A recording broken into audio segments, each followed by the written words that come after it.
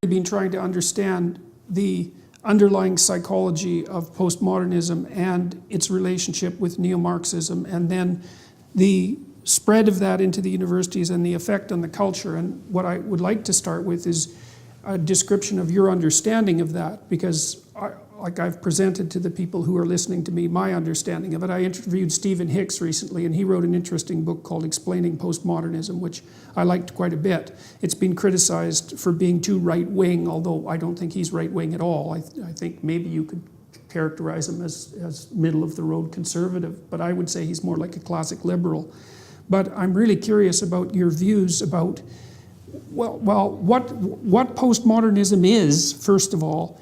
I know you've identified it with the general tricksters, Derrida and Lacan and Foucault in particular you've talked about, but I'd like to know what you think about postmodernism and also why you think it's been so attractive to people. Well, my explanation is that there is no authentic 1960s point of view in any of the elite universities, okay? But rather the most liberated minds of my generation of the 1960s did not go on to graduate school. I witnessed this with my own eyes. I saw genuine Marxists, okay, at my college, which was the State University of New York at Binghamton, upstate New York, Harper College, which had a huge cohort of very radical downstate New York Jews, okay, who, in fact, the Harper used to be called Berkeley East. So I saw genuine, passionate Marxists with my own eyes. They were not word choppers. They were not snide postmodernists, okay? They were in-your-face aggressive. They used the language of the people. They had a populist energy, okay? They dressed working class. They were non-materialistic, okay? These are people who lived by their own convictions.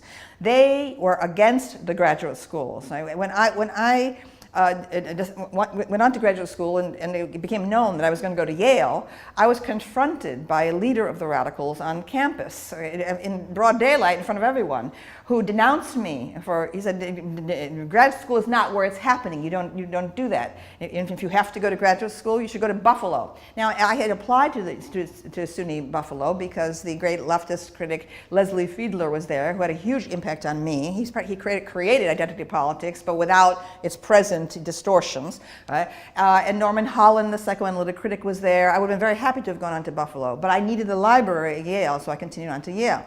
There were no radicals in the graduate schools, okay? From 1968 to 72 when I was there. Only one radical, Todd Gitlin, okay, went on to have a career success. Okay? The actual radicals of the 1960s, okay, either went off, dropped out of college and went off to create communes, right? Or they were taking acid and destroyed their brains. Now, I have also written about that. The destruction of the minds, okay, of the most talented members of my generation through LSD. It was going on all around me. Right?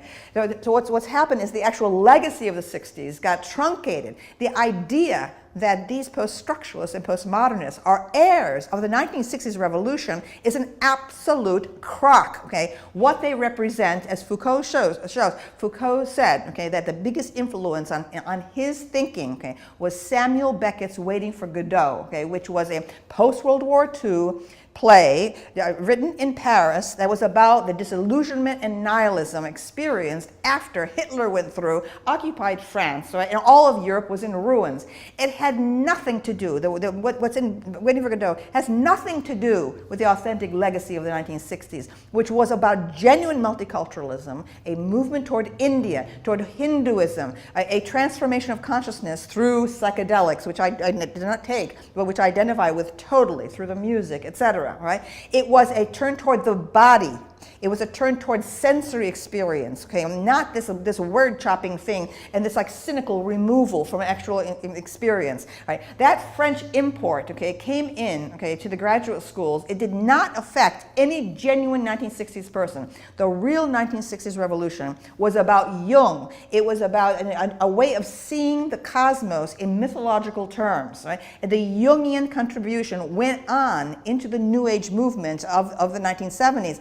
aside from the universities. Right? So who took over the universities were these careerists. Okay? I saw them with my own eyes. I saw what happened. I was at Yale when Derrida was being shipped over, right, to address the students, the grad students, and the faculty. And I said to a fellow student after hearing one of these guys speak, it wasn't Derrida, it was another one of the theorists. I said, they are like high priests murmuring to each other. All right. This was an elitist form from the start. Okay, it was not progressive. It was not revolutionary. It was reactionary. It was a desperate attempt to hold on to what had happened before the 1960s Sensory Revolution. So this postmodernist thing, okay, this trashing, okay, of the text, this encouragement, okay, of a superior and destructive attitude toward the work of art.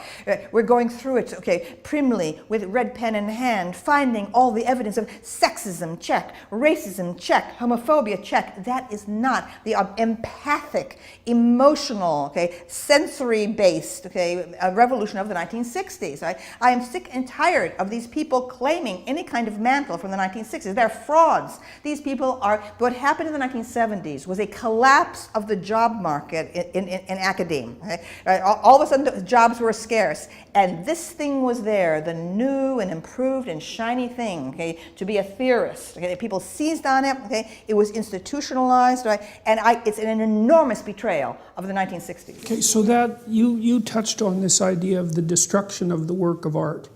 You know, and one of the things I really liked about reading Nietzsche was his discussion of ressentiment, right, of resentment. And it seems to me that a tremendous amount of the motive power that drives the postmodernist, let's call it, it's not a revolution, transformation, seems to me to be driven by resentment about virtually anything that has any, well, what would you say, any merit of competence or aesthetic quality.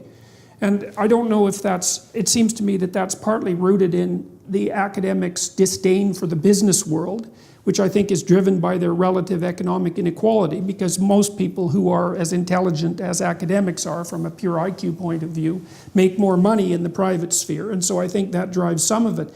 But there also seems to be there's a destruction, an aim for destruction of the aesthetic quality of the literary or artistic work, its reduction to nothing but some kind of power game, and then surrounding that, the reduction of everything to something that approximates a power game, which I can't help but identifying with jealousy and resentment as a fundamental motivator. Does that seem reasonable to you? These professors, okay, who allege that art is nothing, okay, but an ideological movement by one elite, okay, against another group, right? These people are Philistines. Okay, they're Philistines. They're middlebrow, hopelessly middlebrow. Okay, they have no sense of beauty. They have no sense of the aesthetic. Now, Marxism does indeed assert this. Okay, Marxism tries to reconfigure the universe in terms of materialism. It says it does not recognize any kind of spiritual dimension. Now, I'm an atheist,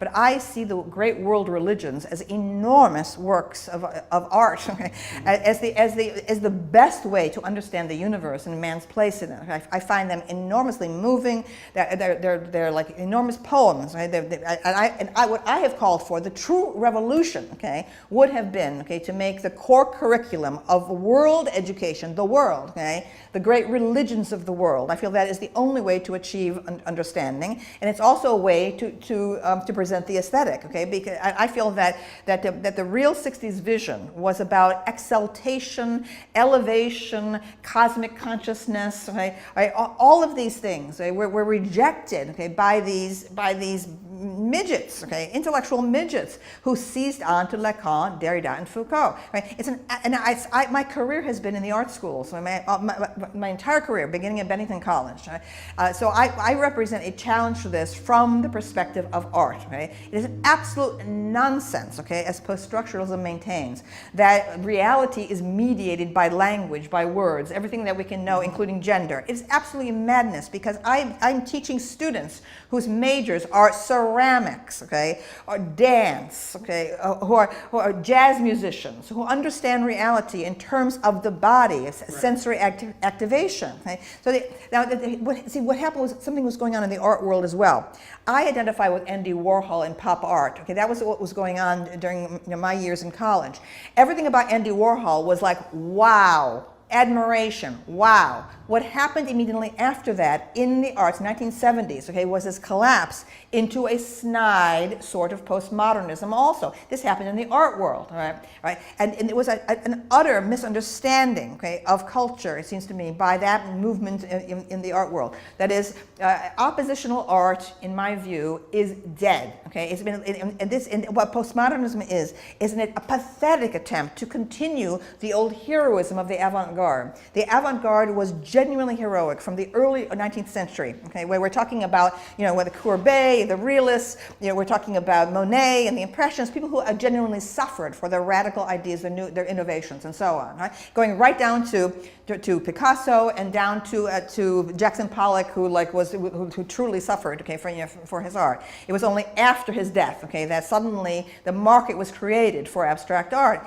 Pop art killed the avant-garde. The idea that the avant-garde continues is an absolute delusion of the contemporary art world, okay, which feels that it must attack, challenge, okay, the simplistic beliefs of the hoi polloi, okay, it's somehow the art.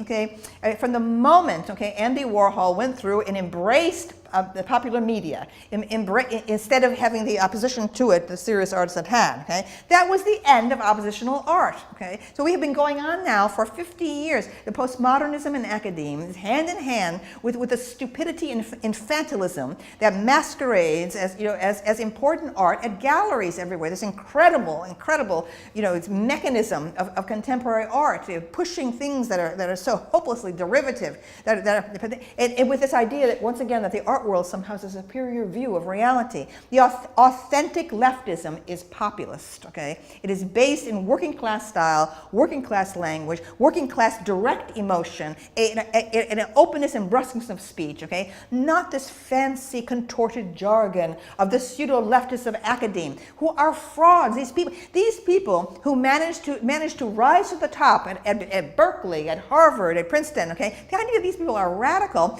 they are career people, they're corporate types, okay, who succeeded in, and they love the institutional context. They know how to manipulate the bureaucracy, which has totally invaded and usurped, okay, the academe everywhere, okay. These people are company players. They could have done well in any field, okay. They love to sit in endless committees. They love bureaucratic regulation and so on. There's not one leftist, okay, in American academe raised his or her voice against the obscene growth of tuition costs, which have bankrupted a whole generation of young people. Not one voice, okay, to challenge that invasion by the bureaucrats, okay, absolute fascist bureaucrats, okay. They're cancerous, okay. There's so many of them. The faculty have completely lost any power in American academia, okay. It's a scandal what has happened, okay, and they deserve the present servitude that they're in right now, okay, because they never protested. Okay? Yes. My first job at Bennington College, 1976, I was there when there was an uprising by the faculty against encroachment by the Board of Trustees and the president, okay, and it was a huge thing. It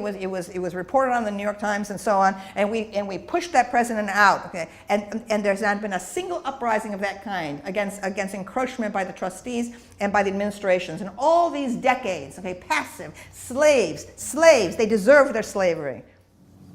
Yeah, I couldn't agree more. I've thought the same thing about university professors for a long time, is that they get exactly what they deserve. Yes. Because they never stand up and say no. Mm-hmm. And the fact that in the United States, it's not quite as bad in Canada, I wouldn't say, but the fact that the students have been essentially handed a bill of indentured servitude here for their student loans is absolutely beyond comprehension. It seems to me that the bureaucracy has basically conspired to determine how to pick the pockets of the students' future earnings, right? And they do that by offering them an extended adolescence with no quality control, something like that. So it's a real bargain with the devil. And a total abandonment of any kind of education, actually, in history and culture. Right? It's gone along with it. That is the transformation into a cafeteria kind of a menu, okay, where you can pick this course or that course or this course without any kind of guidance from the university about a central core curriculum that teaches you history and chronology and introduces you to the basics, right? Because our professors are such prima donnas, they can only teach in their little areas. So we have this total fragmentation, okay? The great art history survey courses are being abandoned steadily. Okay? Why? Because graduate students are not trained to see the great narratives, because we are taught now that narratives are false. Okay, so that's another issue that I'd like to bring up, because one of the things I cannot figure out is the alliance between the postmodernists and the neo-Marxists.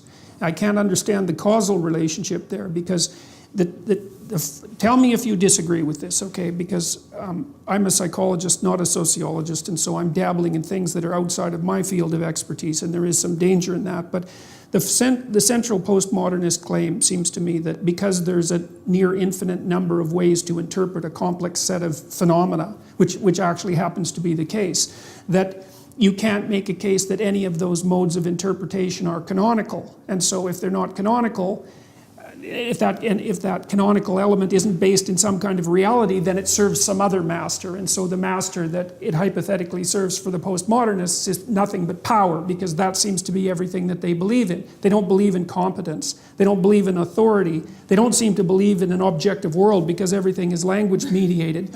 So it's an extraordinarily cynical perspective that because there's an infinite number of interpretations, none of them are canonical, you can attribute everything to power and dominance. Okay, so does that seem like a reasonable summary of the Yes, postmodern? exactly. Okay. So it's a radical relativism. Okay, it's a radical relativism. Now, but the strange thing is, and so what goes along with that is the demolition of grand narratives. And so that would be associated, for example, with the rejection of thinkers like Jung and Erich Neumann, because of course they're foundational thinkers in relationship to the idea that there are embodied grand narratives. That's never touched. But then, despite the fact that the grand narrative is rejected, there's a neo-Marxism that's tightly allied with postmodernism that also seems to shade into this strange identity politics. And two things. I don't understand the causal relationship there. Like the skeptical part of me thinks that postmodernism was an intellectual camouflage for the continuation of the kind of pathological Marxism that produced the Soviet Union, and that has no independent existence as an intellectual field whatsoever. But I still can't understand how the postmodernists can make the no grand narrative claim, but then immerse themselves in this grand narrative without anyone pointing out the evident contradictions. Like, I don't understand that. So what do you think about that? Well, I can only speak about literary professors, really, and they seem to me, almost universally in the US, to be very naive. They seem to know nothing about actual history, political science, or economics. So it is simply an attitude. They have an attitude. Marxism becomes simply a badge by which they telegraph their solidarity with a working class that they have nothing to do with, right? I mean, and generally nothing but contempt. Yes, and the thing is that the campus leftists are almost notorious, okay, for their rather snobbish treatment of staff. I mean, they don't have any rapport with the actual working class members of the of the infrastructure, the janitors, and and even the secretaries. There's a kind of high and mighty aristocracy, about these are people who have wandered into the English department, right? And were products of a time when, during the new criticism, okay, when both history and psychology had been excluded. Right? I mean, my ambition, okay, was, I love the new criticism, okay, as a style of textual analysis, right? And the new criticism had multiple interpretations, okay, that were possible, okay, and that were encouraged. In fact, one of the great projects was Maynard Mack's series, 20th Century Views, where you had at least books. I adored them in college. It was about Jane Austen, or about Emily Bronte, or about Wordsworth, and they were collections of alternate views of the same thing. The idea that there were no alternate views and there was no relativistic, situational kind of an interpretive approach is nonsense. Okay, but the point was we needed to restore history to literary study, and we needed to add psychology to it because there was great animus against Freud. When I arrived in graduate school, in fact, I actually went into the director of graduate studies and protested the way Freud and Freudian were used as negative terms, in a sneering way by the very WASP professors. Right? So we needed to add, and actually it seemed like we were moving there. In the early 1970s was a great period of psychobiography about political figures. So I thought it's happening. And all of a sudden, it all got short-circuited by this arrival, of post-structuralism and postmodernism in the 1970s. Right? So I feel I'm an old historicist. Not a new historicist. So I think new historicism is an absolute scam. Right? And it's just a way. It's like tweezers. You pick a little bit of this, a little bit of that, a little bit of that. You make a little tiny salad. And somehow this atomized thing, is supposed to mean something. It's all to me very superficial, very cynical. Very distant. I am the product, of old historicism, of German philology. At its height, my first choice of a profession when I was a child was Egyptology, archaeology. Everything I ever think about or say is related to an enormous time scheme, from antiquity and indeed from the Stone Age. Right? And that is the problem with these people. They're mal-educated. The postmodernists and academic Marxists, are mal-educated, embarrassingly so. They know nothing before the present. Right. Foucault, is absolutely a joke before the Enlightenment. Perhaps he might be useful to people to talk about what happened after neoclassicism, which, by the way, he failed to notice. A lot of what he was talking about, turns out to be simply the hangover of neoclassicism. This is how ignorant that man was. He was not talented as a researcher. He knew absolutely nothing. He knew nothing about antiquity. How can you make any kind of large structure, large mechanism, to analyze Western culture without knowing about classical antiquity? He did not see anything. This was a person who had no business making large theoretical statements about anything. Well, maybe part of it is that if you generate an intelligible doctrine of radical relativism, then there is no reason to assume that there are distinctions between categories of knowledge or between different levels of quality of knowledge, right? So I've seen the same thing in the psychology departments, although we have the, what would you call it, the luxury of being bounded at least to some degree by the empirical method and by biology, right? It's one of the things that keeps most of the branches of psychology relatively sane, because the real world is actually built into it to some degree. But if you accept the postmodernist claim of radical relativism, then you completely demolish the idea that there are quality levels that are associated with education because everything becomes the same. And that seems to me to be a perfectly reasonable justification for maintaining ignorance. Like Foucault, I actually found him the most readable of the Lacan, Derrida, Foucault triad. You can read Foucault. I read Madness and Civilization and a couple of his other books, and I thought that they were painfully obvious. The idea that mental disorder is in part a social construct is self-evident to anybody who has even a smattering of psychiatric training. The real narrow medical types tend to think of a mental disorder, let's say, as something that might be purely biological. They have a pure disease model, but nobody who's a sophisticated thinker ever thinks that. It's partly because medicine is a brand of engineering, not a brand of science, because it's associated with health, and the diagnostic categories are hybrids between physiological observation and sociocultural condition. Everyone knows that, and so when I read Madness and Civilization, I thought, well, that's not radical, that's just bloody self-evident.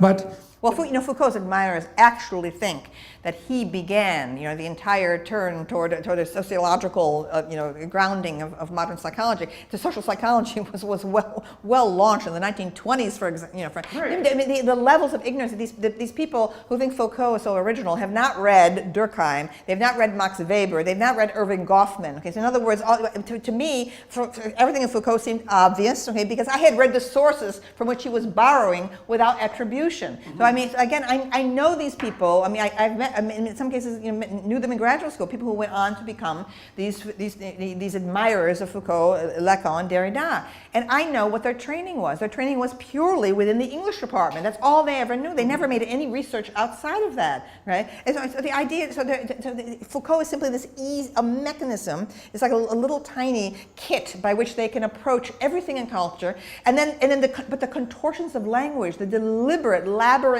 elitist language, at the same time as pretending to be a leftist, okay, this is one of the biggest frauds ever practiced. So I got a story to tell you that you might like, because I've thought a lot about that use of language, you know, because language can be used as camouflage. And so here's the story. I think I got this from Robert Sapolsky. So he was talking about zebras, and zebras, of course, have stripes, and hypothetically that's associated with camouflage. But it's not a straightforward association, because zebras are black and white and they're on the veldt along with the lions. The lions are camouflaged because they're grass colored, but the bloody zebras are black and white. You can see them like 15 miles away. So, okay, so biologists go out to study zebras, and they're like making notes on a zebra, and they watch it, and then they look down at their notes, and then they look up and they think, uh-oh, I don't know which zebra I was looking at. So the camouflage is actually against the herd, because a zebra is a herd animal, not an individual. And so the black and white stripes break up the animal against the herd, so you can't identify it.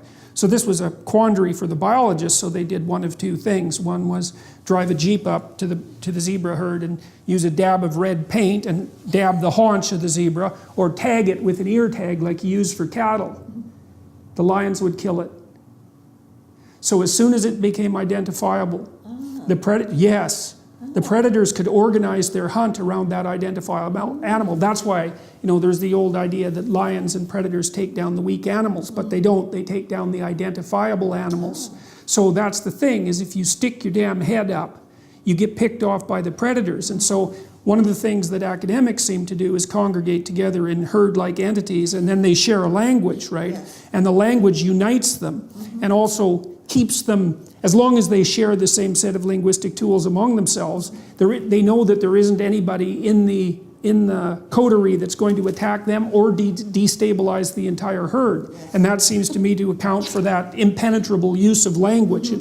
It's group protection strategy, and it has absolutely nothing to do with the search for, it's the search for security within a system, and not the desire to expand the system. So true. But to me, it's blatantly careerist, because it was about advancement, and it was also about the claim that somehow they have like special expertise. This is a special technical language. No one else can understand it. Only we can. But what's absurd about it, absolutely ludicrous, right, is that these people, these American academics, are imitating the contorted language of French translations from the French. Okay, when Lacan is translated into English, right? There's a contortion there. Okay, what he was trying to do in French was to break up, okay, the neoclassical formulations that descended from Racine. There was something that was going on. There was a sabotage of the French language going on that was necessary in France, not necessary in English. We have this long tradition of poetry going back to Shakespeare and Chaucer. We have our own language,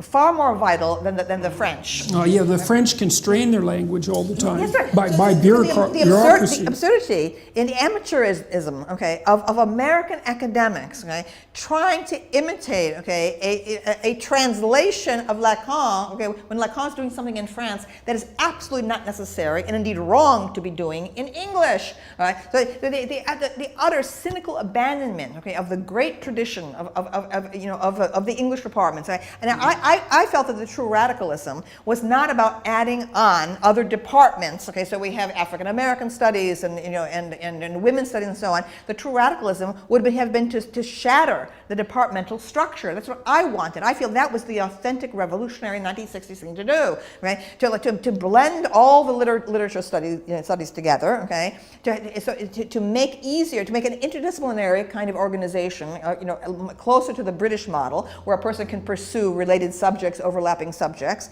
These departmental models, okay, were to me totalitarian to begin with. Okay, separating language into fiefdoms, okay? And what this did to create English women's studies department, absolutely out of the air. Just snap your fingers and create women's studies. The English department had taken a century to develop. Okay, it was a huge argument. Okay, within it, right? And all of a sudden to create a department with a politicized agenda from the start. Okay, by people without any training, whatever in that field. Okay, what should be the parameters of the field? What should be the requirements of that field? How about biology? Okay, if you're going to be discussing gender, that should have been a #1 requirement. Okay, as part of any women's studies department or program. Yes. But no. Okay, it was all hands off. It was just the administrators wanted to solve a public relations problem. Okay, they had a situation with very few women faculty nationwide at a time when the women's movement had just started up. The spotlight of attention was on them. They needed women faculty fast. They needed the women's subject on the agenda fast, right? So they just like, poof,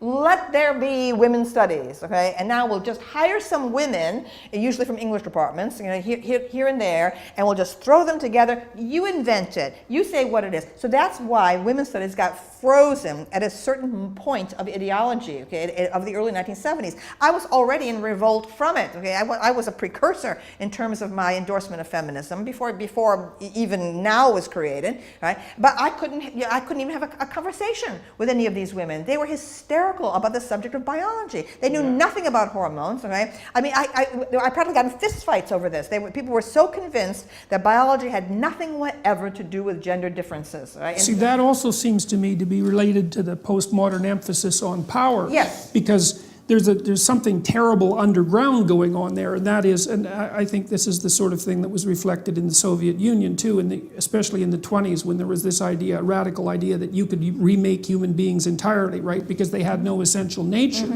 And so if your fundamental hypothesis is that nothing exists except power, and you believe that, then that also gives you the right, in some sense, to exercise your power at the creation of the kind of humanity that your utopian vision envisions. And then that has and that also seems to me to justify the postmodern insistence that everything is only a linguistic construct. It again goes down to the notion of power, which Derrida and Foucault and Lacan are so bloody obsessed with. And so, and it seems to me what they're trying to do is to take all the potential power for the creation of human beings to themselves without any bounding conditions whatsoever, right? There's no history, there's no biology, and everything is a fluid culture that can be manipulated at will. And so, I mean, in Canada, there are terrible arguments right now about biological essentialism, let's say. And one of the things that happened, which was something I objected to precisely a year ago, is that the social constructionist view of human identity has been built now into Canadian law. So there's an insistence that biological sex, gender identity, gender expression, and sexual proclivity vary independently with no causal relationship between any of the levels. And so that's in the law, and not only is it in the law, it's being taught everywhere. It's being taught in the armed forces, it's being taught in the police, it's being taught to the elementary school kids and the junior high school kids. And underneath it all, I see this terrible striving for arbitrary power that's associated with this crazy utopianism. But I still don't exactly understand it. I don't understand that what seems to be the hatred that motivates it, that you see bubbling up, for example, in identity politics and in the desire to do nothing but, let's say, demolish the patriarchy. It kind of reminds me, and this is something else I wanted to talk to you about, you know, you're an admirer of Erich Neumann and of Carl Jung. Yeah, and that's the Neumann connection is really interesting because I think he's a bloody genius.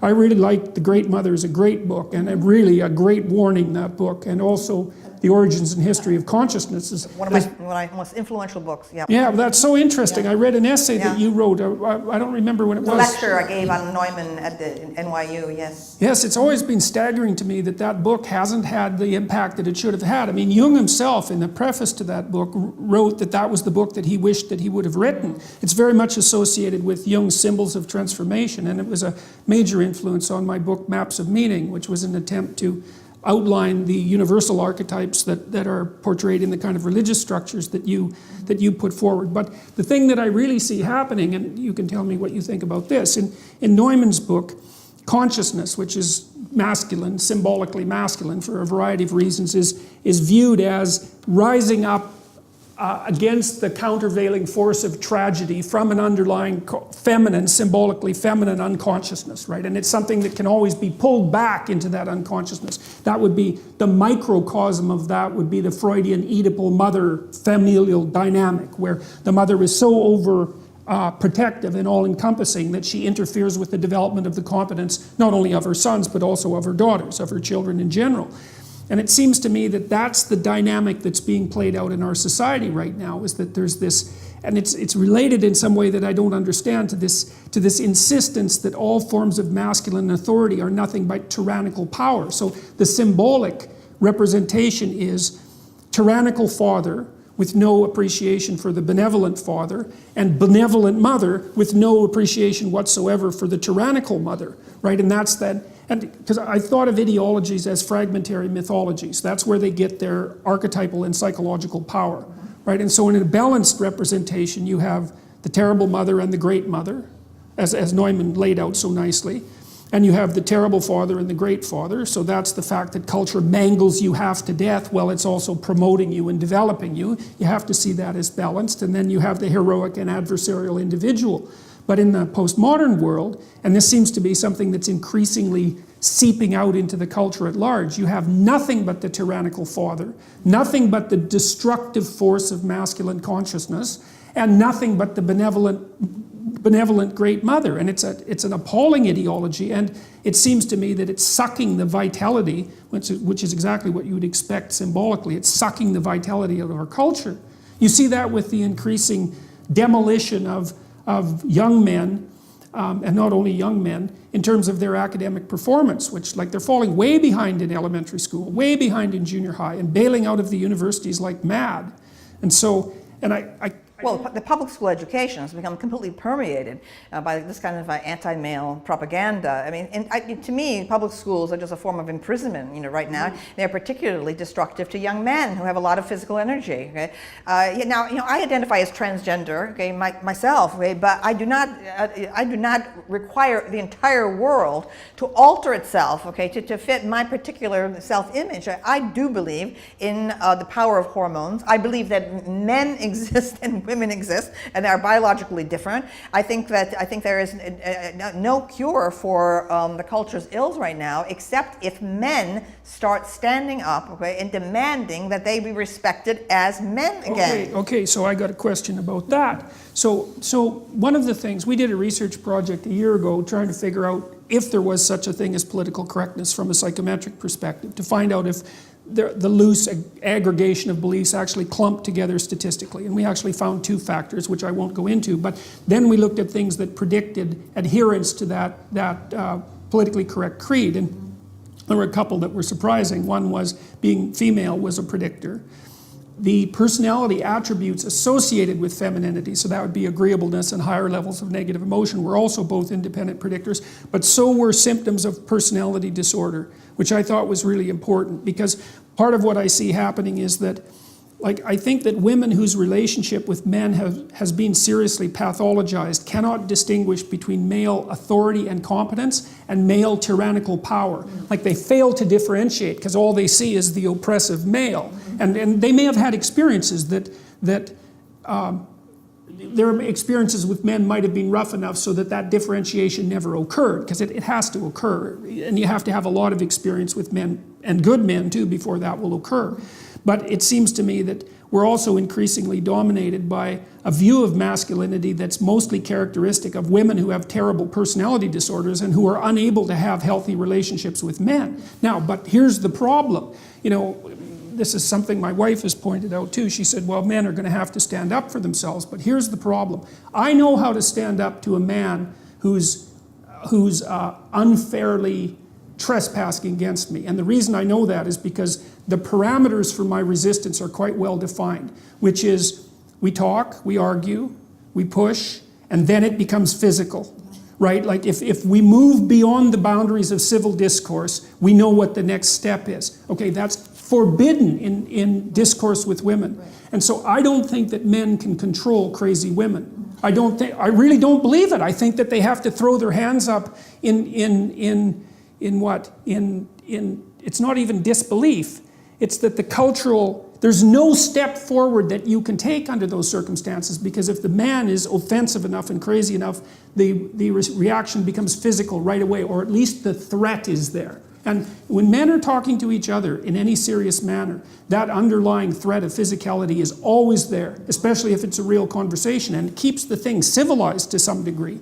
You know, if you're talking to a man who wouldn't fight with you under any circumstances whatsoever, then you're talking to someone to whom you have absolutely no respect. But I can't see any way. For example, there's a woman in Toronto who's been organizing this movement, let's say, against me and some other people who are going to do a free speech event, and she managed to organize quite effectively. And she's quite offensive, you might say. She compared us to Nazis, for example, which, you know, publicly, using the swastika, which wasn't really something I was all that fond of. But I'm defenseless against that kind of female insanity, because the techniques that I would use against a man who was employing those tactics are forbidden to me.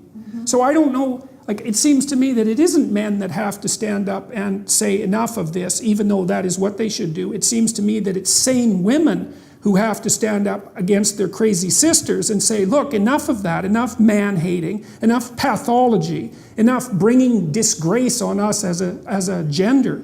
But the problem there, and then I'll stop my little tirade, is that most of the women I know who are sane are busy doing sane things, right? They're off, they have their career, they have their family, they're quite occupied, and they don't seem to have the time or maybe even the interest to go after their crazy harpy sisters. And so I don't see any regulating force for that terrible femininity. And it seems to me to be invading the culture and undermining the masculine power of the culture in a way that's, I think, fatal. I really do believe that. I too believe that this is symptomatic of the decline of Western culture, and it will just go down flat. I don't think people realize that, you know, masculinity still exists, okay, in the world as a code among jihadists, okay, and when you have passionate masculinity, okay, circling the borders like the Huns and the Vandals during the Roman Empire, that's what I see. I see this culture rotting from within, okay, and disemboweling itself, literally. Now, I have an overview of why we're having these problems, right? And it comes from the fact that I'm the product of an immigrant family. All four of my grandparents and my mother were born in Italy. So I remember from my earliest years in this factory town in upstate New York, where my relatives came to work in the shoe factory.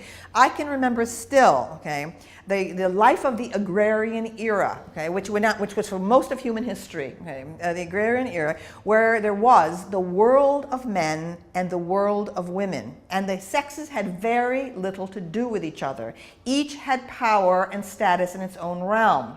Right? And they laughed at each other, in essence. Okay? Yeah. The women had enormous power. In fact, the old women ruled, not the young, beautiful women like today. Okay? But the older you were, the more you had control over everyone, including the mating and marriage. There were no doctors, so you had the old women were like midwives and knew all the ins and outs of this inherited knowledge about pregnancy and all these other things. Right?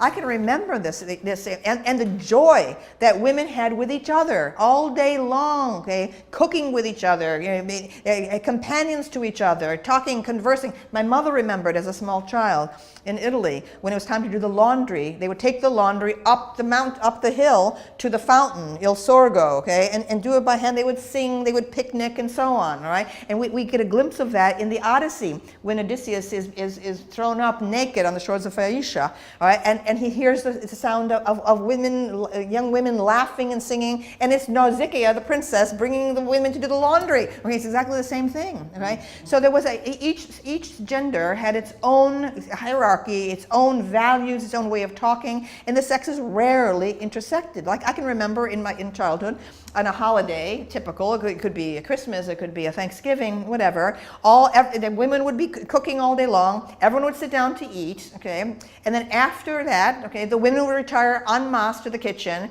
and the men would go, I would look through the window and see all the men would be all outside, usually gather around the car, okay, at a time when cars didn't work as well as they do today, with the hood up, okay, and the men would be standing with their hands on their hips like that, everyone's staring at the engine, okay, and I went, that's how I learned, okay, men were refreshing themselves by studying something technical and mechanical after being with the women, okay, during the dinner, okay, so all of these problems of today are the direct consequence of women's emancipation and freedom from housework, thanks to capitalism, okay, which made it possible for women to have jobs outside the home for the very first time in the 19th century, no longer to be dependent on husband or father or brother, right? And so this great thing that's happened to us, that allowing us to be totally self-supporting, independent agents, has produced all this animosity between men and women, because the women feel unhappy. Women today, wherever I go, whether it's Italy or Brazil or England or America, okay, or Toronto,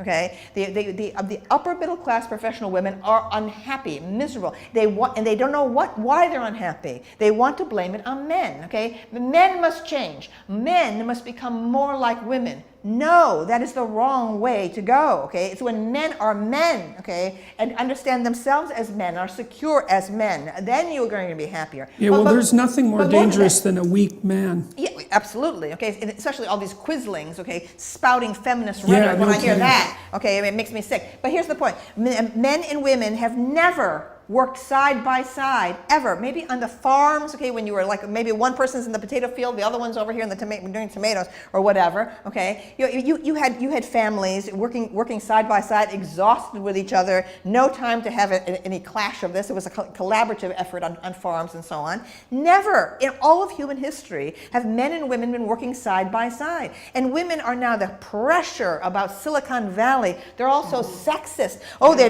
don't allow women in and so on. The men are being men in Silicon Valley, all right, and so on. And the especially women, the engineers. And the women are demanding that, this is terrible, you're being sexist. Maybe the sexes, okay, have their own particular form of rhetoric, their own particular form of identity, okay. Maybe, okay, we need to re-examine, okay, this business about, maybe we have to perhaps accept some degree of tension and conflict between the sexes, okay, in a work environment. I don't mean harassment. I'm talking about women feeling disrespected, how somehow their opinions when they express them, okay, are not taken seriously, or even Hillary Clinton is complaining. Oh, when a woman writes something online, she's attacked immediately, and so on. Well, everyone's attacked online. What are you talking about? The world is tough. The world is competitive. Okay, identity is honed, okay, by conflict. The idea that there should be no conflict, that we have to be in this bath, okay, of approbation, yes, which is well, just, that's the devouring infantile. mother. That's right. It's absolutely infantile. I mean, okay, so a couple of things there. Well, the first thing is that the agreeableness trait that divides men and women most, there's three things that divide women and men most particularly from the psychometric perspective. One is that women are more agreeable than men. And so that seems to be the primary maternal dimension as far as I can tell. It's associated with a desire to avoid conflict, but it's associated with interpersonal closeness, compassion, politeness. Women are reliably higher than men, especially in the Scandinavian countries and in the countries where egalitarianism has progressed the farthest. So that's where the difference is maximized, which is one of the things James Damore pointed out quite correctly in his infamous Google memo.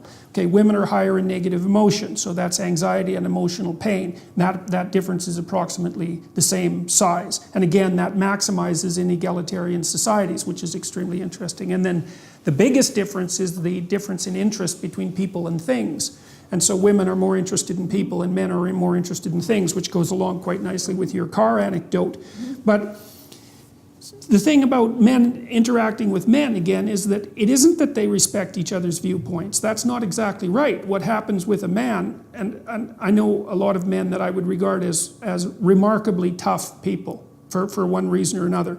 And everything you do with them is a form of combat. Like if you want your viewpoint taken seriously, often you have to yell them down. And like they're not going to stop talking unless you start talking over them, you know. And it's not like men are automatically giving respect to other men, because that just doesn't happen. It's that the combat is there and it's expected.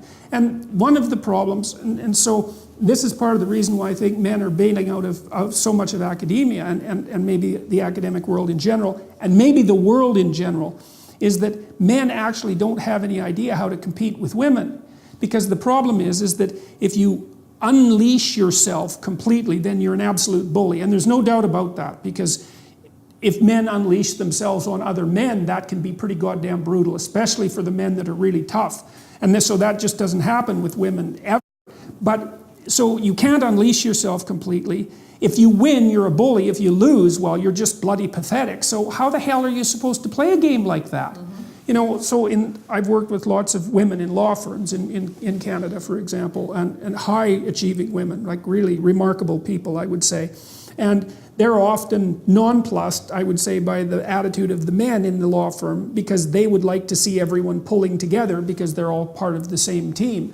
Whereas the men are like at each other's throats in a cooperative way, because they want the law firm to succeed, but they want to be the person who's at the top of the success hierarchy, right? So, and that doesn't jive well with the more competitive or cooperative ethos that's part and parcel of agreeableness. And so we don't really have any idea how to integrate male and female dominance hierarchies. Exactly. That's exactly right. This is why I love this show, Real Housewives, which is Yes. Gloria Steinem scorns. And just last night, okay, I was watching an episode, all right, where the women were at each other, okay, at a party and all, in recounting. But I said this to you, but you said this to me, and the men got together there and said, well, this is the way they communicate, with each other, and men, we men, okay, just will have a fist fight, and 10 minutes later we're going to have a beer at the bar next to each other, and so on. And I have observed that my entire my life. daughter used to be really irritated about that, because she like most people was the target of feminine conspiratorial bullying at one. She's no pushover, my daughter, so it wasn't like this was a continual thing or that she didn't know what to do about it, but she had observed these girls conspiring against her and then blackening her name on Facebook, which is part and parcel of the typical female bullying routine, which is often reputation demolition, right? That there's a good literature on that. And then she'd watch what would happen if my brother or my son would have a dispute with his friends, and maybe they were drinking and there was a dispute. They'd have a fight, and then the next day they were friends again. And that's another thing that's strange, is that like men have a way of bringing a conflict to a head and resolving it, right? And that it isn't obvious to me that women have that same, perhaps you might call it a luxury, but it's also the case that men don't know what to do when they get into a conflict with a woman, because what the hell are you supposed to do? Mostly what you're supposed to do is avoid it. Well, I've seen, I don't know whether this crosses into other countries, but that there's a certain kind of taunting and teasing that boys do with each other that toughens them, okay, and where they don't take things seriously. But a girl's feelings become extremely hurt if she hears something that is very tough, sarcastic against her. So I do feel that there are profound differences between the sexes in terms of emotions, in terms of communication patterns. My father used to say that he could never follow women's conversations. He said women don't even finish sentences. The women understand immediately what the other woman is saying. Okay, in the way that women tend to be more interested, or have been traditionally more interested in soap operas. It's not just that the women were home without jobs. It's that honestly, I believe that soap opera does mirror the way women talk to each other. There's these communication patterns that have been built up through women, the world of women, okay, which was, it made sense there was a division of labor, okay? It wasn't sexism against women that there was a division of labor. The men went off to hunt and did the dangerous things. The women stayed around the hearth because you had pregnant women, nursing women, older women, okay, they were cooking and so on. So I feel that these communication patterns that we're talking about have been built up, okay, over the centuries. The men had to toughen each other, okay, to go out. The hunting parties of Native Americans, they could be gone for 2 weeks, and when the temperature was below zero, okay, many of them died. Okay, the idea that somehow any kind of separation of the sexes or different spheres of the sexes is inherently sexist and inherently driven by a power dynamic. The answer to all of this, okay, everything that we're talking about, okay, is education into early history, okay? Until people understand the Stone Age, the nomadic period, the agrarian era, and how civilization built up, okay? In Mesopotamia, the great irrigation projects, or in Egypt, okay, where you had for the first centralized government authority became necessary, okay, to master these. You had a situation where environmentally difficult situation like the deserts of Mesopotamia, or the peculiar character of Egyptian geography, where you can only have a little tiny fertile line along the edges of the Nile, okay, an otherwise desert landscape. So the civilization and authority, okay, right, it's not necessarily about power grabbing, but about organization to achieve something for the good of the people as a whole. Yes, you see that's exactly the symbolism of the Great Father. By reducing all hierarchy to power, okay, yep. and selfish power, okay, it is utterly naive. It's ignorant, right? So I say education has to be totally reconstituted, including public education, to begin in the most distant past. So our young people today, who know nothing about how the world was created that they inhabit, okay, can understand, okay, what marvelous, technological yes. paradise they live in, and it's the product of capitalism, it's the product of individual innovation, most of it's the product of a Western tradition that everyone wants to trash now, etc. If you begin in the past and show, and also talk about war, because with the war is the one thing that wakes people up, okay, as we see. War is the reality principle. May see. Yes, okay, war is the reality principle. My father and 5 of my uncles went to World War II, and my father was part of the force that landed in Japan. Okay, he was a paratrooper. At the time of the Japanese surrender. Okay, and a couple uncles got shot up and so on. When you have the reality of war, when people see the reality of the horrors of war, Berlin burned to a crisp and so on, starvation, all kinds. Then you understand. Okay, this marvelous mechanism that brings water, to the kitchen, and you flip on a light, and the electricity. I know. Well, for me, and I suppose it's because I have somewhat of a depressive temperament. I mean, one thing that staggers me on a consistent basis is the fact that anything ever works. I mean, because it's so unlikely, to be in a situation where our electronic communications work, where our electric grid works, and it works all the time, right? It works 100% of the time. And the reason for that is that there are mostly men out there who are breaking themselves into pieces, repairing this thing, which just falls apart all the time. Absolutely. Right? I said this in the monk debate, okay, in Toronto several years ago.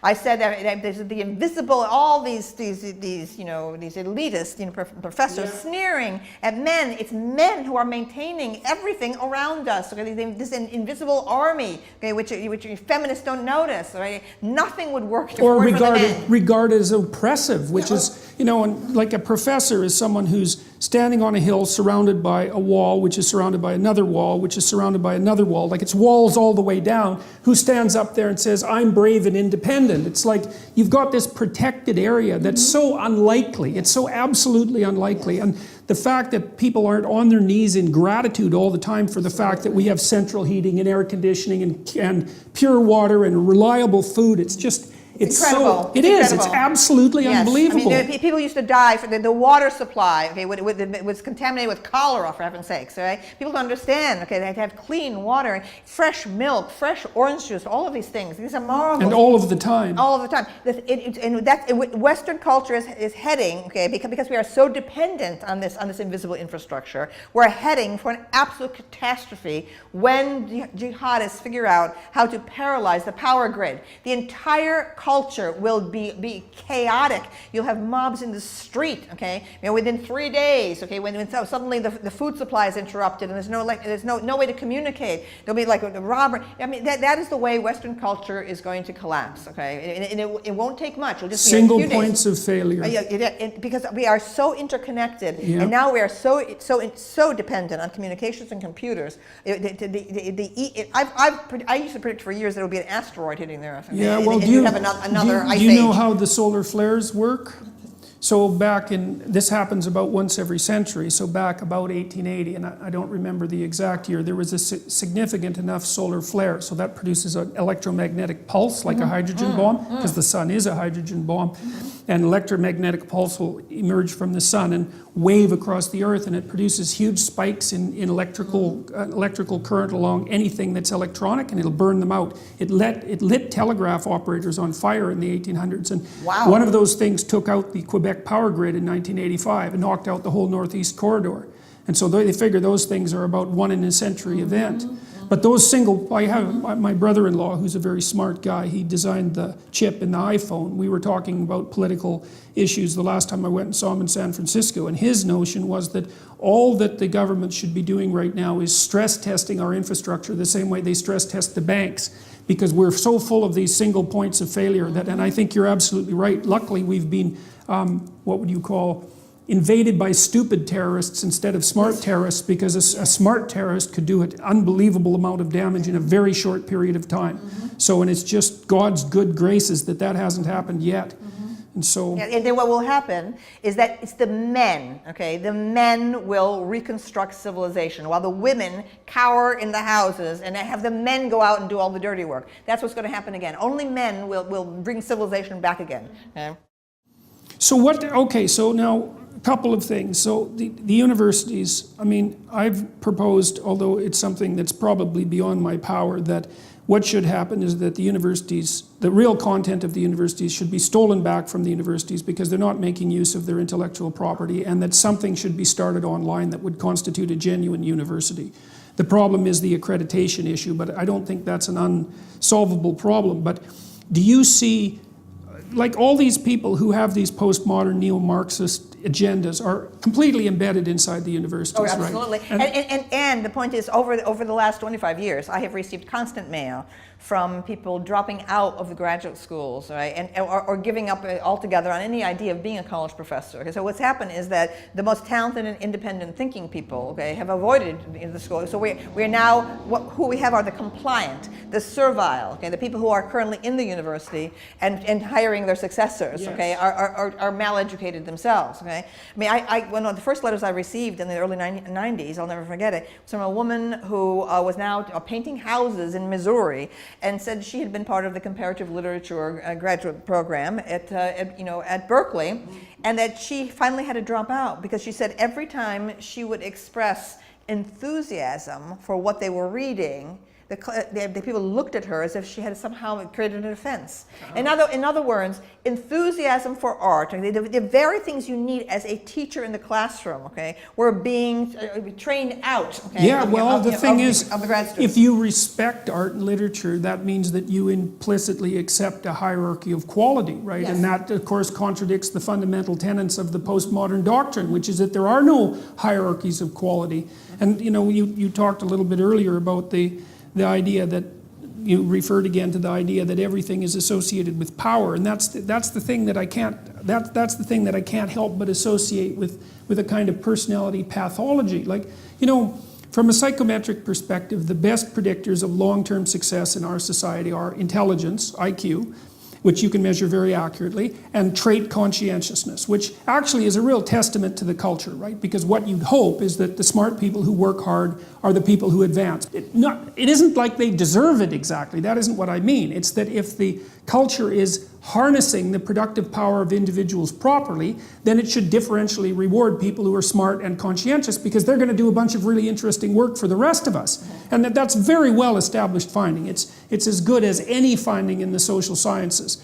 But despite that, and despite the fact that everything works, which is a goddamn miracle of sorts, there is this consistent story that we live in a patriarchy, that it's only oppressive, that it's done nothing but oppress women since the beginning of time, which is also something that just boggles my mind, Like, I know that men have sacrificed for women and children, including their lives, okay, for thousands of years. Yes, there's been brutality, but the brutality is in the minority, okay? Yes, this sick portrayal of human history is nothing but male oppression and female victimage, okay? This is a way to permanently ensure the infantilization of women. Yes. Absolutely. Yes, well, and you can even make the case from a purely logical perspective. So here's an interesting fact. So most of the people who abused their children were abused as children. But most of the people who were abused as children don't abuse their children. Right? So if you look at the population of abusers, they were all abused. So you can say abuse causes abuse. But that's not a good idea because you have a specific sample there, right? It's not a random sample. What happens is that abuse dampens out over the centuries. It doesn't propagate itself. And that's obvious because if the hypothesis of essential male tyranny was true, it would spread exponentially through the population in like 3 generations and there wouldn't be an exception at all. And so what happens is even when there is a tilt towards tyranny, let's say in the family or even in the society, that regresses back to something that's far more benign very, very rapidly. And you see this, so... Well, to me, one of the biggest unexamined issues is the transition from the great extended family of old, into the nuclear family. So I do feel that Freud is the best analyst of the particular kind of claustrophobic cell of the modern nuclear family. It could be that human beings were never intended, to be trapped in a house just with their parents. That the extended families, your aunts and grandparents and cousins, all of whom helped form your identity. So one's identity was as a member of a community, right, rather than in this like hothouse environment. So I think that a lot of current issues, including this sudden spate of transgender claims and so on, that a lot of these things are coming from this unstable in cell. It's really a prison cell of the nuclear family. 2 parents perhaps cannot give all the knowledge of life, to the young, and so I think there are all kinds of sexual issues, in it that are generated by it. But with the psychology today is now simply a practical matter. People come in, the psychologist in the United States deals with your present problem. Let's not go into the distant past. Let's just deal with our present problem, which obviously we have forms of communication. We need to fix this, and then you'll be fine. As a consequence, there's a complete absence of any kind of analysis of your experiences as a child with your parents, with your siblings and so on, how that might relate to your current sexual identity issues, whether it's transgender or whether it's homosexuality. It is you cannot possibly ask, about any genesis of homosexuality today, because that is automatically defined as homophobic. Well, excuse me, every single, as an openly gay person myself, every gay person I know, there's some story there, it seems to be in childhood. Not only that, there's a strange similarity of the storylines of all of my friends who are gay. There's a same pattern that had to do with blurred borderlines between a son and his mother and so on. I'm not blaming the mother, I'm not blaming the mother at all. What I see is a dynamic going on in the bourgeois house, the nuclear family, where you had sometimes a distant father, a father who was present but not really engaged, and a mother who made the son her companion in some way. Often the mother has great imagination and flair, and they had a shared thing. And the idea that homosexuality has nothing whatever to do, with your family life is nonsense. Well, it's also completely, that's another thing. And I got a lot of trouble in Canada for my opposition to Bill C-16, which was a bill that had to do with transgender rights. And I didn't really give a damn about the transgender right issue. That had nothing to do with it. What bothered me was that there was an issue of compelled speech because you were required by the Ontario Human Rights Commission to use the pronouns of the person's choice, right? Otherwise, and that is absolutely Orwellian. That is absolutely intolerable. I said years ago, that my book, Sexual Personae, which was like a 700-page book, I said that is the biggest sex change in history because with my transgender issues, to look to the magnificent construction of English, it was the English language, that I seized on to gain my identity and my power as a person. And therefore, any intrusion into English, someone trying to tell me how to use English, this great gift, to me, this is absolutely obscene and evil, for any government to try to dictate to us how we're going to use this magnificent instrument of English. Yes, absolutely. And that was for me the breaking point because I believed, and I think that that's associated with the idea of the logos in the West, because that's a deep mythological idea that the logos is the thing that brings order out of chaos through communicative speech, and that's tightly aligned with your soul. And I don't care if you're an atheist or a believer, it doesn't matter. It's still the right language, and that no one has any right whatsoever under any circumstances to trespass against that. And so, but that's okay, because that's law in Canada now. And so, so now back to your, let's see, you were making a point about... Where's my... Oh, here. Yeah. knew we would agree on Oh everything. yes, okay. Because it's interesting to look at these things obviously from multiple perspectives, which is another thing ideologues don't do, right? Because for them everything is one cause. There's one. That's how you can tell when you're dealing with someone who's ideologically possessed. Is they make everything attributable to a single cause, like power. Yes. So one of the things that's happened with the nuclear family that's quite interesting too is that parents are older, and they have fewer children. So you could imagine that hothouse environment in some sense has been exaggerated for a bunch of reasons. One is, well, your child is a lot more valuable to you if you're older and you only have one or two, right? Because you're not going to get another chance. First of all, you might have had some trouble having the child to begin with, and you're not going to get another chance. So you've got all your eggs are in one basket, so to speak. And then, of course, children don't have the number of siblings they used to have.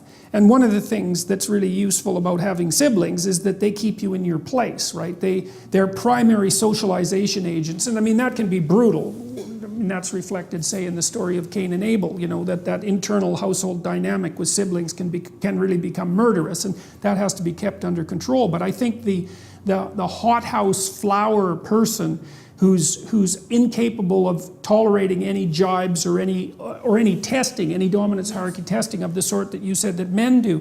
Part of that's the consequence of being raised by older parents who have excess resources, who have no siblings, because the child is then, of course, special.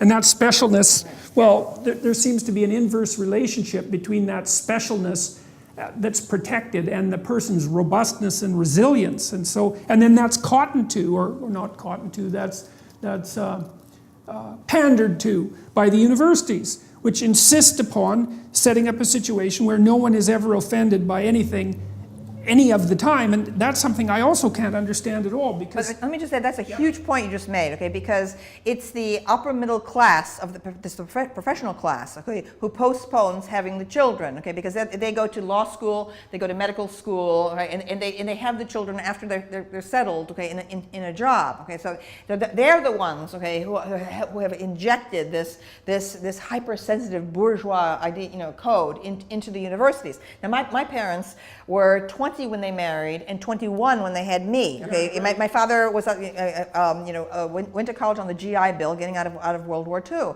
So when I was born, my father was still in college and was sweeping floors and so on. I am the product of young parents, and nature wants actually young parents, right? Because pregnancy is quicker, it's safer, right, okay, and so on. And my parents had the energy, okay, to this youthful energy, that can-do spirit that came out of World War II and so on. I'm a product of that. Then my only other sibling was born 14 years later, okay? My father at this point was a college professor, okay? So she had completely different parents than I did. So she has very excellent manners and so on. She's completely different, okay? Right? And I have all this, like, the energy. I mean, my parents were just out of their teens, okay? So now today we have this situation, and it's considered heresy to raise this issue, okay?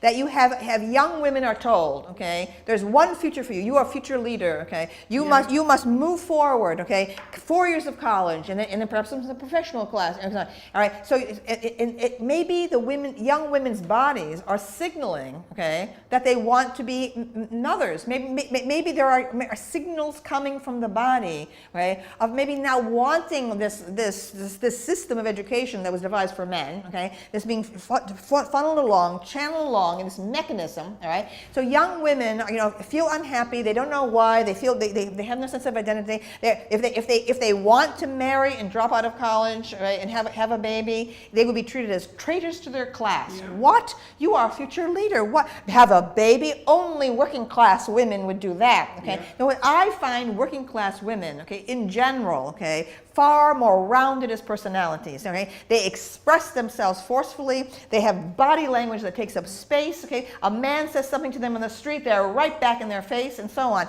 It is the bourgeois girls, okay, who are taught that they're special, okay? Who have to postpone actual life, okay, for all these years. These are the girls who misjudge the fraternity party setting. These are the girls who, like, run for parental protection and hand-holding on the committee, investigating what went wrong on their date, and so on and so forth. So yes, I think that what you have located, that's very interesting. The idea that these young girls, okay, who are so sensitive, okay, in college, so unable to handle their sex life, are the product of older parents because they went through the professional career track, right? Yes, and they have not had the experience of the competitiveness, and teasing of other siblings, and they don't know how to operate. Well, also, the thing about young parents is they don't care as much as older parents, and that actually turns out to be better, because what you really want for your children is minimum necessary intervention, right? And the developmental literature is actually quite clear on this. So if you're at home with your child, what the best role that you can play is to be there, but not to be interacting with the child all the time. The child should be off doing whatever it is that children do, which generally is playing with other children, right? Without it being mediated also by screens and technology, because that's how they formulate their identity. And that's how they learn to play joint games with other people. And the parent is supposed to be there as a recourse for the child when they go out a little bit farther than they can tolerate and they have to come back and get some security. And so, but that's especially not what happens to single children, because they're basically raised as miniature adults. So, and I wonder too, like, how much of the antipathy towards, these are dark musings, and I would say how much of the antipathy towards men that's being generated by, say, college-age women is deep repugnance for the role that they've been designed, and a disappointment with the men for who, like you think of those, is it Carpathian I can't remember the culture. The basic marital routine was to ride into the village and grab the bride and run away with her on a horse, right? It's like the motorcycle gang member who rips the too naive girl out of the bosom of her family. The Sabine women, it's like an ancient myth. Yeah, there used to be bride stealing. It was quite widespread. Right. Yeah. Well, so I kind of wonder if part of the reason that modern university-age women aren't so angry is because that fundamental feminine role is actually being denied to them, and they're objecting to that at a really, really fundamental level, like a level of primitive outrage at.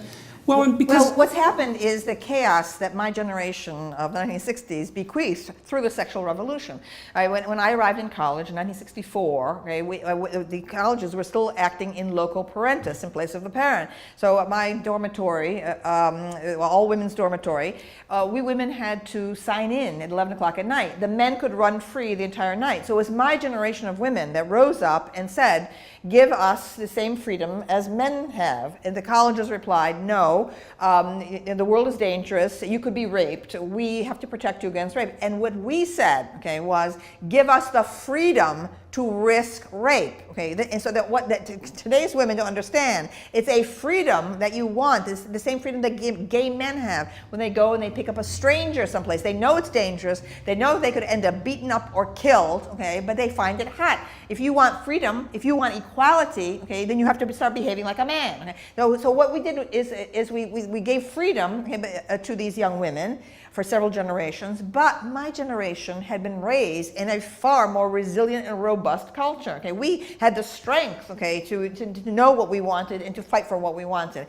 These young women have been raised in this terribly protected ways. Right? So I think in some strange, fashion, that all these demands for intrusion from these, Stalinist committees, sexual, investigating dates and so on, it's a way to reinstitute, the rules that my generation threw out the window. So I think these young women are desperate. Not only that, but I have spoken out very strongly in a piece I wrote for Time magazine, as in my most recent book, that raising the drinking age in this country, from 18 to 21, has had a direct result, in these disasters of binge drinking fraternity parties. Because to let college students, the way we could, go out as freshmen, have a beer, sit in a protected adult environment, learn how to discourse with the opposite sex in a safe environment, right, and so on. And now today, because of the stupid rule that young people can't even buy a drink, in a bar until they're 21,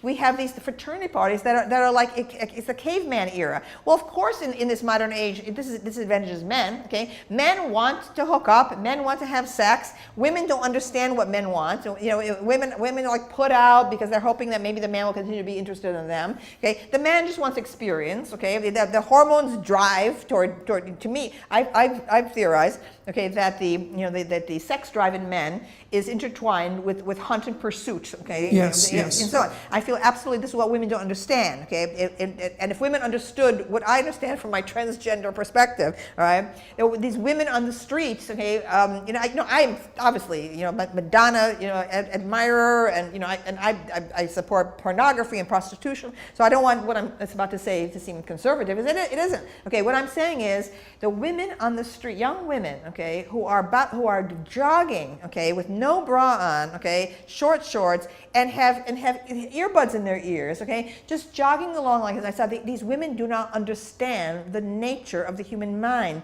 They do not understand the nature of psychosis, okay, and this intertwining that I'm talking about, okay, of the hunt and pursuit thing, okay. They're triggering a hunt thing, just what you have talked about in terms of the zebra herd, okay. They are triggering the hunt, okay, impulse, okay, in psychotic men, okay. To have here, there goes a very appetizing and totally oblivious animal, okay, bouncing along here, okay. So, and we're in a period now where psychosis is not understood at all, okay. Young women have had no exposure to movies like Psycho, okay, the kind of the rapist, serial murderer thing, and so on. The kind of strange dynamic that has to do with the assault on the mother imago, in the mind of the psychotic. So I think that there's an incredible naivete. These young women are emerging and going to college, and in this like incredible Dionysian environment of orgiastic sexual experience in fraternity houses. They're completely unprepared for it, right? And so you're getting all this outrage. So feminist rhetoric has gotten more and more extreme in its portrayal of men as evil. But in fact, okay, what we have is a chaos. It's a chaos in the sexual realm. The girls have not been told anything real, I mean, in terms of biological substratum to sexual activity. And there's full of lies about what constitutes consent too. Exactly. And it's become something that's essentially portrayed linguistically as a sequence of progressive contracts, which I think, I've thought for a while that we're living in the delusional fantasy of a naive 13-year-old girl. That's basically sums up our culture. And I look at all these sexual rules that permeate the academia, and I think two things. The first thing I think is, I know because I was an alcohol researcher for a long time, and you know that 50% of violent crimes are directly attributable to alcohol. So if you're murdered, there's about a 50% chance that you're drunk, and about a 50% chance that the person who kills you is drunk. And alcohol is the only drug that we know that actually amplifies aggression. It does that in laboratory situations. Plus, it's a great disinhibitor, right? So what alcohol does is it doesn't make you oblivious to the future consequences of your action, because if you ask someone who's drunk about the consequences of something stupid, they can tell you what the consequences are. But it makes you not care. And it does that because it's technically an anxiolytic like barbiturates or like benzodiazepines, and it also has an activating property for many people who drink. So it's a stimulant and an anxiolytic at the same time, and a very, very potent. It's very potent for both of them. And we put young people together and douse them in alcohol, right, at the binge drinking level, and then, which also interferes with memory consolidation, which of course makes things much more complex. And then we're surprised when there are sexual misadventures, and then it's also attributed almost purely to the predatory element that's part and parcel of masculinity, but a tremendous amount of that is also naivety and stupidity. Yes. Because we expect, like 18-year-old guys, especially the ones that haven't been successful with girls, which is like 85% of them, because the successful men are a very small percentage of men. The 85% who haven't been successful with men or with women, they don't know what the hell they're doing at all, right? And part of the reason they're getting drunk is to garner up enough courage to actually make an advance. Yeah. And because I think another thing that women don't understand, especially with regards to young men, is just exactly how petrifying attractive woman who's of, say, somewhat higher status actually is to a young guy. And there's lots of guys that write me constantly, and people that I've worked with, that are so terrified of women they can't even talk to them. Right. It's very, very common. Well, I take a very firm position, which is that I want college administrations to stay totally out of the social lives of the students. Right? If a crime is committed, it should be reported to the police. I've been writing that for 25 years now. Right? But it's not the business of any college administration to take any notice, okay, of what the students say to each other, as well as do with each other. Okay? I want it to totally stop. It is fascism of the worst kind. I agree. Well, I think it's fascism of the worst kind because it's a new kind of fascism. You know, it's partly generated by legislation. So like the Title IX memo that was written in 2011, Yes. I recently got a copy of that goddamn thing. That was one polluting bit of legislation. That memo basically told universities that unless they set up a parallel court system, they were going to be denied federal funding. Unbelievable. It is absolutely unbelievable. Incredible. And the leftists are supporting this. I know, okay? I know. And this shows there is no authentic campus leftism. I'm sorry, it's a fraud. Okay, I mean, the faculty should be fighting the administrations on this. Yeah, tooth fighting and that nail. federal regulation of how we're supposed to behave on campus. Well, how can you be so naive and foolish to think that taking an organization like the university, which already has plenty to do, and forcing it to become a pseudo-legal system that parallels the legal system could possibly be anything but utterly catastrophic. It would mean you would have to know absolutely nothing about the legal system and about the tremendous period of evolution that produced what's actually a stellar system and an adversarial system that protects the rights of the accused and of the victim, and to replace that with an ad hoc bureaucracy that has pretty much essentially the same degree of power as the court system with absolutely none of the training and none of the guarantees. And kangaroo courts. There are kangaroo courts. That piece that I wrote about date rape, it was in January 1991, Newsday, the most controversial thing I ever wrote in my entire career. I attacked the entire thing and demanded that colleges stand back and get out of the social lives of the students, so on. And people, the reaction, people tried to they called the president of my university, tried to get me fired. You can't believe the hysteria, okay? Right? I can believe it. Well, yes, you can I can believe it. You can believe it, Yeah, right? So, yeah. right? Anything that says to women, okay, that they should be responsible for their own choices is regarded as reactionary? Are they kidding me? Okay, this is such a betrayal of authentic feminism in my view.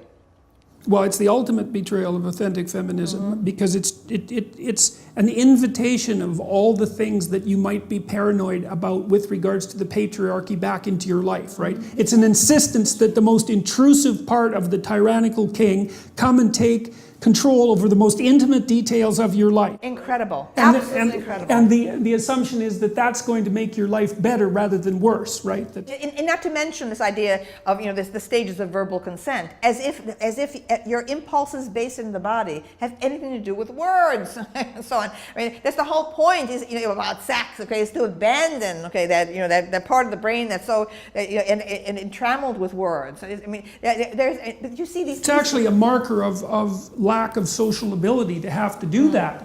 Because if you're sophisticated, it's not like if you're dancing with someone, it's not like you call out the moves, right? If you have to do that, well, then you're more worse than a neophyte, right? You're an awkward neophyte, and anybody with any sense should get the hell away from you. And so if you're reduced to the point where you have to verbally negotiate every element of intimate interaction, then what a downer! Oh my God. Yes, but what an unbelievably, what would you call it, naive and pathological view of the manner in which human beings interact. Yes. There's no sophistication in that.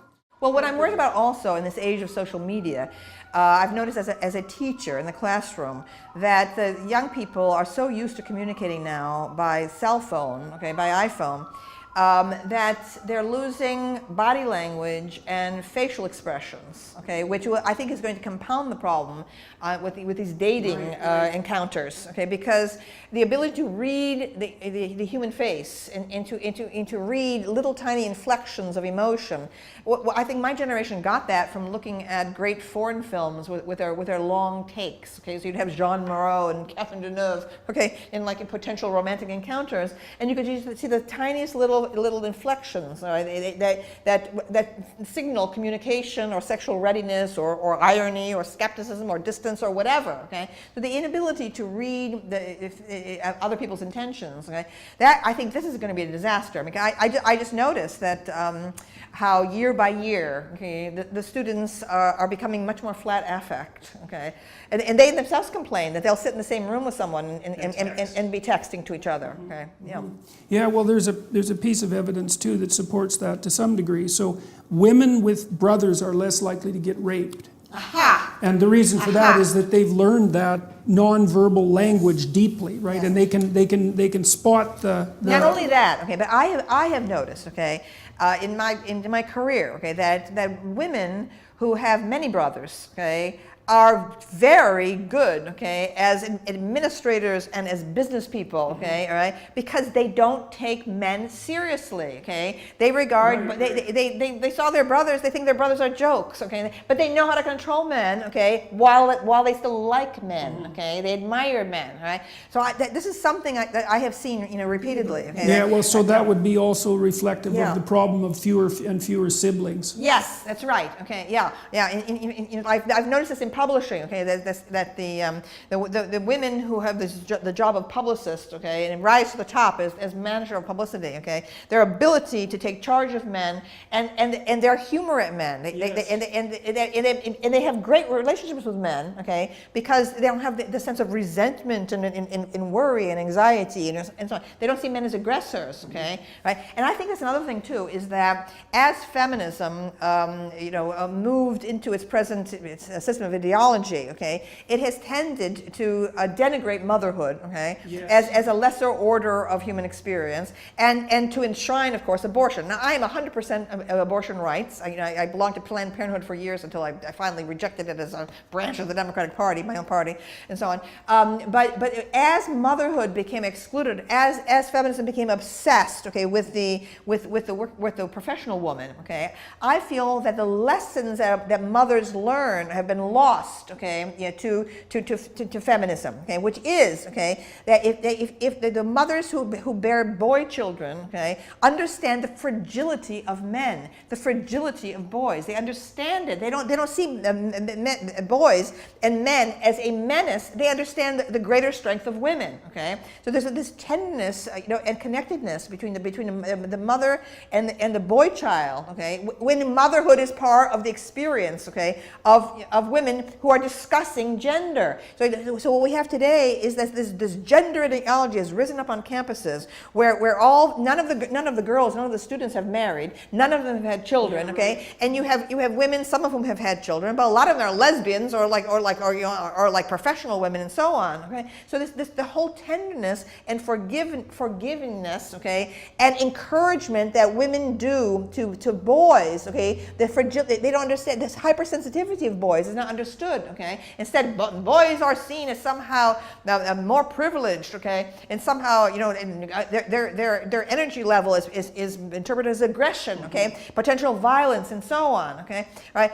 So I think that what we would do better, okay, if we would have, I have proposed, okay, that colleges should allow the moment a woman is entered, okay, she has entrance to that college for life, okay, and that she should be free to leave, okay, to have babies when her body wants to have babies, when it's healthy to have them, okay, and then return, have the occasional course, okay, build up credits, and fathers, I mean, you might be able to do it as well, and so on, to get married women with children into the classroom. The moment that happens, it's happened after World War II, okay, where you had a lot of married guys in the classroom, okay, and so on, not that many women.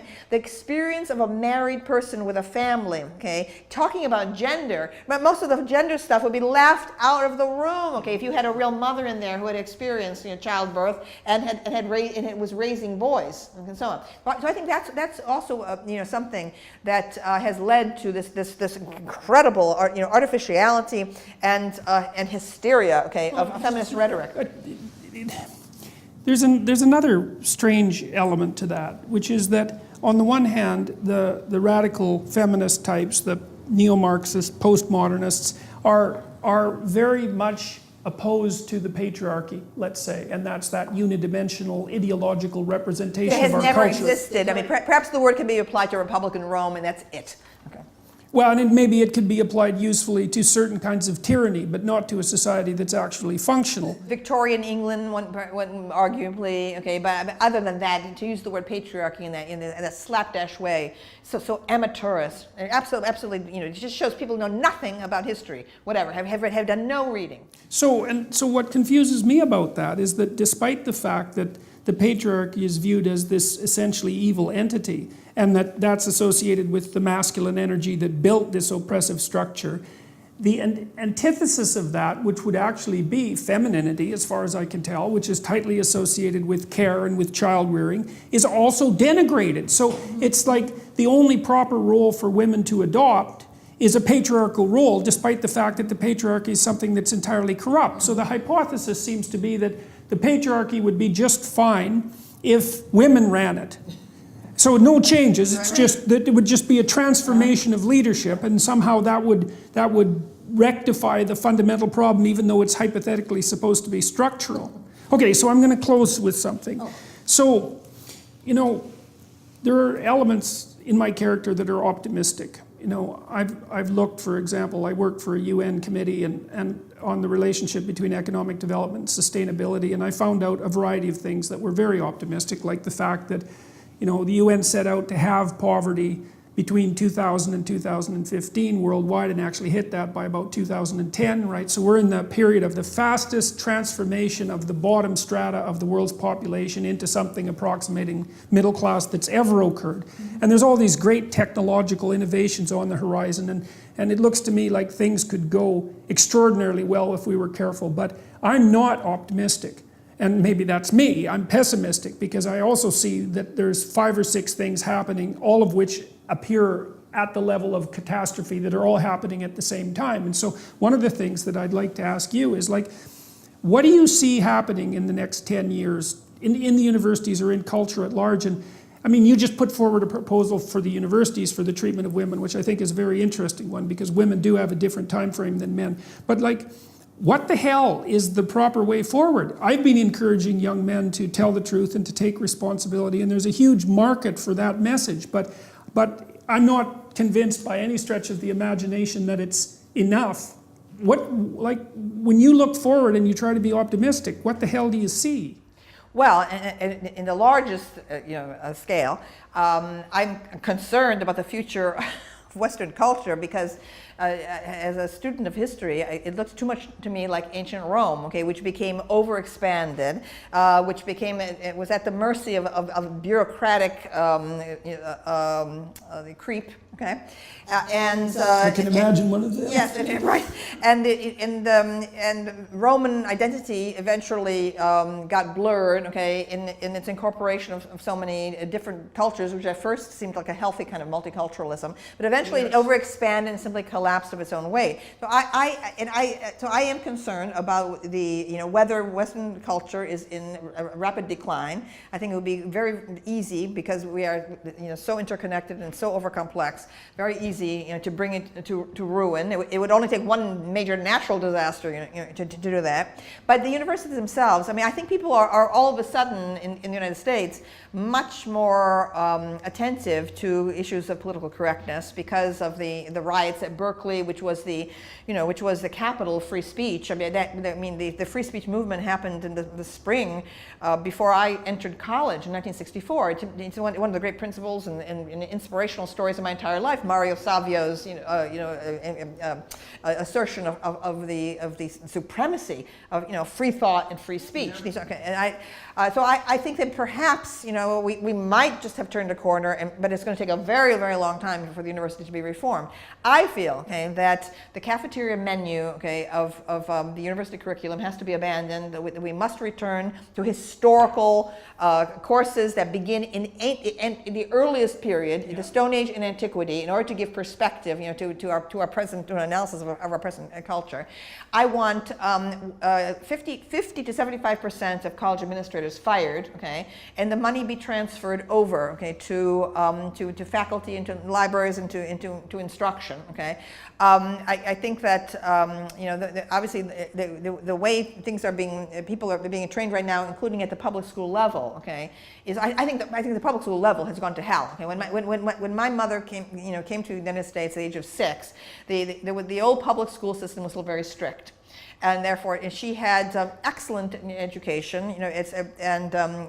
got all A's in her, even though she started out not speaking English, spoke without an accent, etc. Okay, so today, this kind of feel-good public school education, which is a form of ideology and indoctrination right now. It's all about no bullying, okay, and so on, and not about anything. And not even seriously about no bullying. Yes, yeah. And so I can tell in my own students. I've been teaching for 46 years. So I can tell the slow degradation of public school education, okay, to the point now that the students have absolutely no sense of world geography, of world history. Okay, they know absolutely nothing. They don't know anything about wars. Okay, and the reality, the barbaric reality of most of human history. Okay, and what a that's triggering. Yeah, right. What a fantastic culture we live in, and so on. Now, identity politics itself has just got to stop. I mean, it was important once. Okay, I was a rebel against the WASP, hegemony. Okay, white Anglo-Saxon Protestant hegemony in American culture. It was suffocating. I was raised in the 1950s, right? When WASPs controlled corporations and education and politics and so on. And so identity politics was necessary once. Okay, we asserted gay rights, okay, with the Stonewall Rebellion of 1969. We asserted, okay, the women's rights with the rebirth of second wave feminism in the late 1960s, okay. But this endless, okay, preoccupation with a fragmented identity. We must return to the authentic 1960s vision, which is about identity coming from consciousness, which transcends gender, which transcends all these divisions of race, okay, and ethnicity, okay, consciousness itself. Okay, right? There's no sense of that any longer. That's what the 1960s saw. Well, I see of that as a complete abandonment of personal responsibility. Yes. Because that consciousness, I think, symbolically, and I got a lot of this from Jung and also from Erich Neumann, I mean, that's the great logos of the West, right? That's the transcendent principle, which is respect for the primacy of individual consciousness. And what goes along with that primarily isn't individual rights, although that's built into it. I mean, that's the reason we have individual rights, is for respect for that. But the responsibility that comes along with being an individual instead of the member of some group, especially a victimized group, which is like I wrote an article with one of my students who had toured the mass grave sites in the former Yugoslavia, and had been exposed to that sort of thing. And one of the things that our research indicated was that the best predictor of genocide is victimization on the part of the group that produces the genocide, right? An accelerated sense of victimization, and then it's, well, we get them before they get us. So, and everyone's being taught now that they're a victim, and then no one seems to have any sense that, that's part of the essential tragedy of being, that life is suffering, and that the world rests on a foundation of suffering. It's nothing to take personally, and something to take responsibility for, instead of blaming and resentment and all of the things that have polluted our universities and our culture. Well, and then there also was the abandonment, okay, of the of the canon. Okay, people asserted that the canon was the product of bias, and again of a provincial elitism and so on. But in point of fact, as a student of the history of the arts, okay, I can assure people that the canon, okay, overwhelmingly so, is the result of what artists have determined. Okay, we say a work is important, is canonical, because artists following it, okay, were influenced by it. We have this like beautiful cascading tradition of influence. All right, so it's another part of the Philistinism, okay, of current education, to believe that there are these external reasons, okay, for why a work lasts, why a work written 500 years ago or 1,000 years ago has global relevance. As if it's some sort of political conspiracy that's based on power. As if anybody could even manage that, no matter how nefarious they were. Right. Right. But also, we in the 60s had the idea, okay, that there was a human sensibility, okay, that transcended individual nations and so on, right? And that there was this like rubric for cosmic consciousness, okay, this sense of the universe as a whole, and to see the human being in relationship to great eternal principles of life and death, mortality, and so on. Whereas Marxism is blind. Marxism is very narrow. All it sees is society. Okay, it sees nothing beyond society. It doesn't see nature. Okay, I mean it's absolutely mad. Okay, how you can have a system being taught, okay, in universities, right, which thinks that this tiny thing of society, okay, compared to the enormity and beauty of nature, okay, it should take all of our absorb all of our energy and attention. So I mean I just think that there's like a parochialism, a provincialism, now a kind of systematized elitism in our current education has got to be rooted out. And I want to return to basics, great simplicities. All these faculty members teaching their little tiny courses that has to do with their own specialty. That's got to stop. Okay, people can pursue whatever they want in their private research as scholars. Okay, certainly that's necessary, but they must teach in the core curriculum. And people must decide what is crucial for an educated person to know. Yeah. I do want a multicultural. I do want a global curriculum. Okay, I want all the cultures taught. Okay, right. This is not the answer. Marxism, this neo-Marxism in the universities, okay, is simply it's lazy. It's a lazy way to assert multiculturalism without actually doing the research and the study of other cultures. Okay.